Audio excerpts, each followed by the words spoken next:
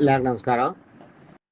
இன்னைக்கு கோவில் திருவாய்மொழியில முதல் நூறில் 2வது பதிகத்தில் 9வது பாட்டு. பதிகம் வந்து வீடுமின் செய்மின். அந்த பதிகம் வீடுமின் செய்மின் வீடை வீடு அணி வீடு செய்மின்னு வரும் பாருங்க.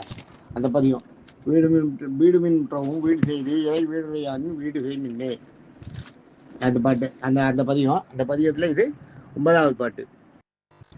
பாட்டை சொல்றேன் கேட்டுங்க. ஒடுங்கவன்கண்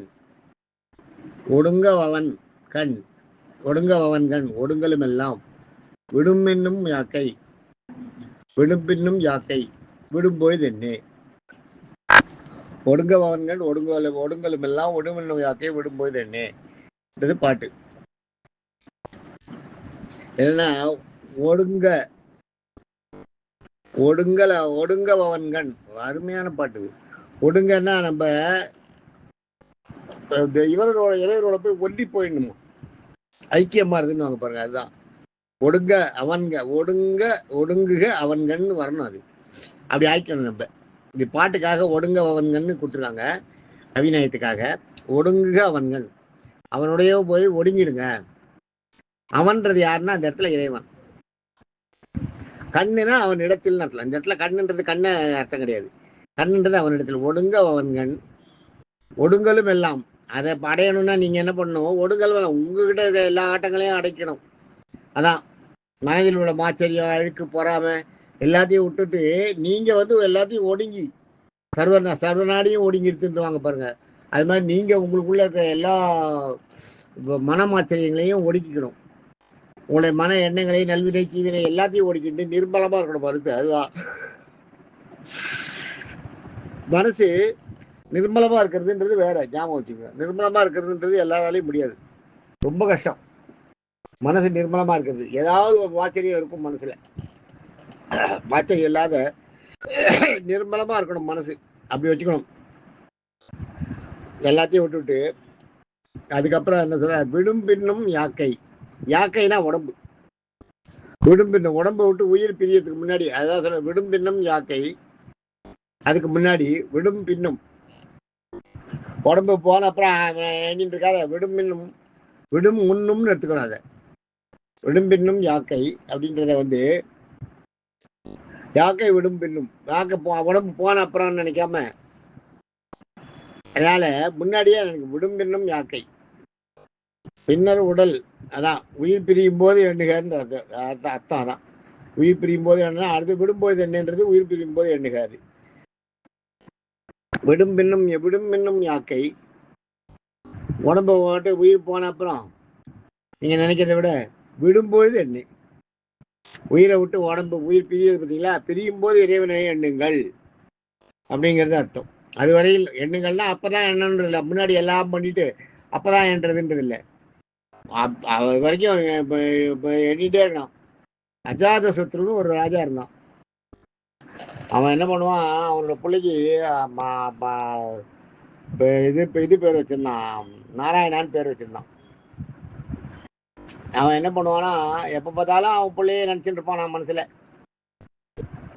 அவன் பிள்ளைய மனசுல அவன் பிள்ளை எண்ணம் தான். தெய்வ சிந்தனையே கிடையாது. நாஸ்திகன்.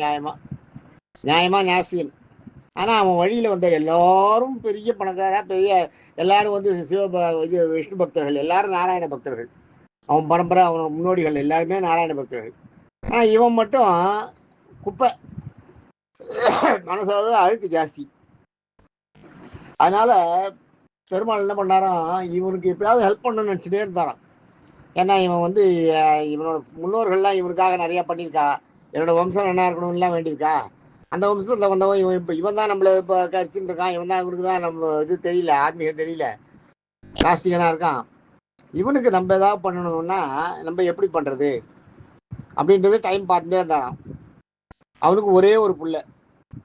அந்த பிள்ளைக்கு நாராயணன் பேர் வச்சிருக்கா. அவ தாத்தா வச்ச பேரு. இவன் தான் வச்சிருக்க மாட்டான். அவ தாத்தா அந்த பையனுக்கு நாராயணன் பேர் வச்சிருக்கா. இவன் என்ன பண்ணானா, உயிர் போறப்போ அஜாத சத்ரு இல்லை, அவன் பேர் அஜாமிலன் பேரு. அந்த அஜாமிலன் ராஜா என்ன பண்றான், அவனுக்கு காலெல்லாம் முடிஞ்சிருச்சு, உயிர் பிரிய போறது. அப்போ கூட அவனுக்கு நாராயணனோட பெருமாளை எண்ணணுன்ற எண்ணம் தோணல. இவனோட பிள்ளை இருக்கானே, அந்த பிள்ளைய கூப்பிடுன்னு நாராயணா நாராயணான்றான். உடனே மகாலட்சுமி என்ன பண்ணாராம், அந்த மகாலட்சுமி என்ன பண்ணாலாம், உங்களை தான் கூப்பிடுறான் போகும், உங்களை தான் கூப்பிடுறான் போகன்றான். அவன் பிள்ளைய கூப்பிடுறான்னா, இல்லை நாராயணன்ற பேர் உங்களுக்கு தானே, உங்களுக்கு உண்டு இல்லை, அதை நீங்கள் அதனால போங்க. அவ்வளவு எளிமையானவனாம் பெருமாள். அவ்வளவு எளிமையா கூப்பிட்டா சுலபத்துல ரீச் பண்ண முடியும் நீங்க பெருமாளை. பெருமாள் எப்பயுமே காத்துட்டு இருப்பாராம். தன்னுடைய பக்தன், தன்னுடைய சிஷ்யன் என்கிட்ட ஏதாவது கேட்க மாட்டானா, ஏதாவது நல்லது பண்ண மாட்டானா, அதை காட்டி அவனுக்கு வந்து சரணாகதியை கொடுத்துடலாமா, அவனுக்கு சரணாகதியை கொடுத்து மோட்சத்தை கொடுக்க முடியுமா, வைகுண்டத்தை கொடுக்க முடியுமா அப்படின்னு பார்ப்பாராம். ஏதாவது நல்லது செஞ்சிருக்கானான்னு தேடுவாராம். ஃபைலில் தேடுற மாதிரி ஏதாவது நல்லது செஞ்சிருக்கானான்னு தேடுவாராம். தேடிதான் ஏதோ செஞ்சிருக்கானே, இவனை இவனை வந்து நம்ம ஏற்றுட்டு சரணாகதி இவனோட சரணாகதியை ஏற்றுட்டு இவனுக்கு வைகுண்டத்தை கொடுத்துடணும்னு நினைப்பாரான். அந்த மாதிரி பெருமாள் வந்து அவ்வளவு எளிமையாகிறான்.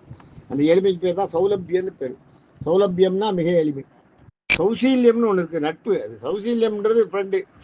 அர்ஜுனனும் கிருஷ்ணனும் இந்த மாதிரி, கிருஷ்ணனுக்கும் இருந்த அர்ஜுனுக்கும் இருந்தது சௌசீல்யம்.